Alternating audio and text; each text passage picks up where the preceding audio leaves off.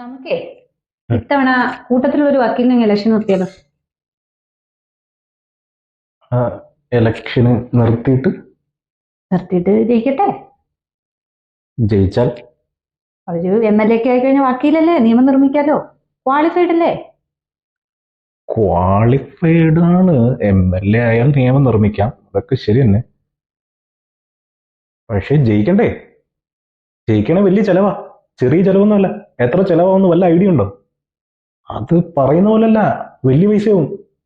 നമുക്കൊന്ന് കണക്കൂട്ടി നോക്കാം. കണക്കൂട്ടി നോക്കാം. കണക്കൂട്ടി നോക്കുന്നതിന് പൈസ ചെലവൊന്നുമില്ല. കണക്ക് കൂട്ടി നോക്കാം.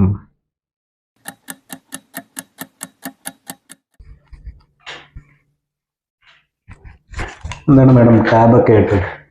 അതെ, ആ മുമ്പേ പറഞ്ഞ സംഭവം ഇല്ല, അത് നമുക്ക് കാൽക്കുലേറ്റ് ചെയ്ത് നോക്കാം. മുമ്പേ പറഞ്ഞ സംഭവം മറ്റേ ഇലക്ഷന്റെ എക്സ്പെൻസിന്റെ കാര്യം കാൽക്കുലേറ്റ് ചെയ്ത് നോക്കാം. വെറുതെ പറഞ്ഞല്ലേ? അല്ലല്ല, ഞാൻ സീരിയസ് ആയിട്ട് പറഞ്ഞാ. ശരി, കൂട്ടാം, എഴുതിക്കോ. ഓക്കെ. ആദ്യത്തത് കെട്ടിവെക്കാനുള്ള പൈസ, ഡെപ്പോസിറ്റ് എമൗണ്ട്. അത് അല്ലല്ല, വെയിറ്റ് നമുക്കതിനു മുൻപ് റൂൾസ് പെർമിറ്റ് ചെയ്യുന്നത് എന്താ നോക്കണ്ടേ? കണ്ടക്ട് സെലക്ഷൻ റൂൾസ് ആണ് 1961, എന്റെ ഓർമ്മ ശരിയാണെങ്കിൽ. റൂൾസിൽ റൂൾ 90B ഒരു ടേബിൾ ഉണ്ട്. ആ പറയുന്ന ടേബിളിൽ എൻട്രി നമ്പർ 12 ആണ്. നമ്മുടെ ടേബിൾ എന്ന് പറഞ്ഞ ടേബിൾ 2022 വന്ന ടേബിളാണ്. അതിൽ എൻട്രി നമ്പർ 12 കേരളത്തിന് 40 ലക്ഷം രൂപ പരമാവധി ലിമിറ്റ് ആണ് വെച്ചിട്ടുള്ളത്. അതാണ് ഞാൻ പറഞ്ഞില്ലേ, ഇലക്ഷൻ അത്ര ചെലവൊന്നും ആവത്തില്ല, 40 ലക്ഷം രൂപയേ ഉള്ളൂ. അല്ല, അത് ശരിയാവില്ല. അതെങ്ങനെ 40 ലക്ഷം രൂപ ശരിയാണ്? 40 ലക്ഷം രൂപയ്ക്കൊന്നും പരിപാടി നടക്കില്ല. അല്ല, അത് ശരിയാവണല്ലോ, റൂൾസ് പറഞ്ഞിരിക്കുന്നതല്ല. റൂൾസിൽ പറഞ്ഞേക്കുന്ന പരമാവധി ലിമിറ്റ് റൂൾസിൽ പറഞ്ഞേക്കുന്ന അനുസരിച്ചാണ് നാട്ടിൽ നടക്കുന്നത്. അല്ല, ഈ പറയുന്ന ചെണ്ടമേളം, ശിങ്കാരിമേളം, ആളിന്റെ വരവ്, ഗാലറി, ഈ വെക്കുന്ന തൊപ്പി, ഇടുന്ന ബനിയൻ, ഈ പറയുന്ന മറ്റേ റെക്കോർഡ് ചെയ്യുന്ന, ഇങ്ങനെ ഇല്ലാത്ത ചെലവില്ല. ഇതെല്ലാം കൂടെ ചേർത്ത് 40 ലക്ഷം രൂപയിൽ ഒരു അസംബ്ലി ഇലക്ഷൻ തീരുമെന്നാണ് നീ പറയുന്നത്.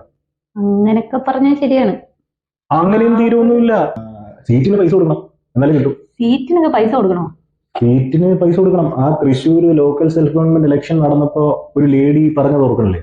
അവര് പൈസ കൊടുത്തിട്ടാണ് അവിടെ കൂടെ ഉള്ളവർക്ക് സീറ്റ് കിട്ടിയിരുന്നത്. അത് പറയുന്ന പാർട്ടിയുടെ ബാനറിൽ നിൽക്കണമെങ്കിൽ ഈ പറയുന്ന പൈസ കൊടുക്കണം സീറ്റിന്.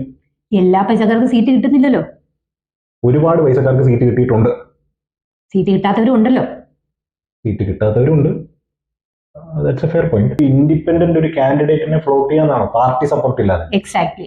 അല്ല, പാർട്ടി സപ്പോർട്ട് ഇല്ലാണ്ട് അങ്ങനെ ആരും ജയിക്കാറില്ല. അപ്പൊ സീറ്റിന്റെ പൈസ ലാഭം. സീറ്റിന്റെ പൈസ വേണ്ട, നെക്സ്റ്റ് ഹെഡിലേക്ക് പോകും.